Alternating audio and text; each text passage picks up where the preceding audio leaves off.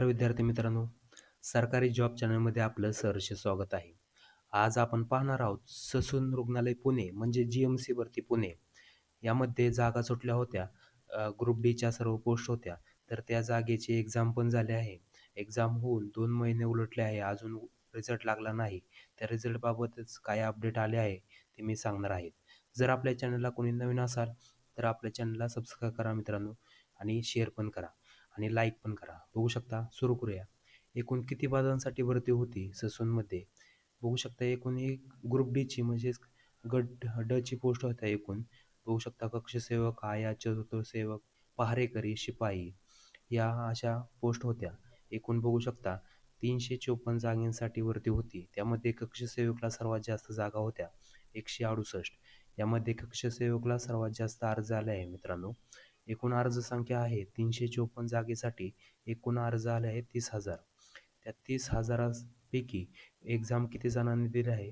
तर एक्झाम मित्रांनो 26,000 जणांनी एक्झाम दिली आहे. यामध्ये जी-एम-सीची. या 26,000ची मित्रांनो यामध्ये एक्झाम कोणी घेतली आहे? तर ही एक्झाम IBPSने कंडक्ट केली आहे.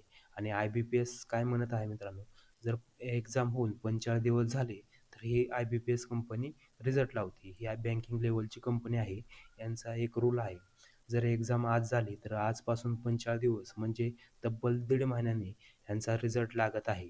पण पण अजून बघू शकता जी-एम-सी भरती पुणे याचा रिझल्ट लागला नाही. कारण काय आहे मित्रांनो, आत्ता आपल्या महाराष्ट्रामध्ये इलेक्शन चालू आहे. इलेक्शन कुठले चालू आहे? आता नगर परिषद याचं ते इलेक्शन झालं आहे. त्यानंतर बघू शकता आता महानगरपालिका याचं इलेक्शन लागलं आहे. यांनी हेच कारण दिलं आहे. नगर परिषदचं इलेक्शन लागलं होतं, त्यामुळे रिझल्ट लावता आला नाही. आणि नगर परिषद म्हणजे बघू शकता आचारसंहिता चालू असतानाच बघू शकता त्यानंतर लगेचच महानगरपालिका याची पण आचारसंहिता चालू केली. त्यामुळे त्यांना थोडा पण गॅप मिळाला नाही या 2 इलेक्शनमध्ये रिझल्ट लावण्यासाठी. तर त्यांनी ही माहिती दिली आहे. आत्ता महानगरपालिका याचं इलेक्शन आहे. आपल्या महाराष्ट्रात एकूण 28 महानगरपालिका आहे.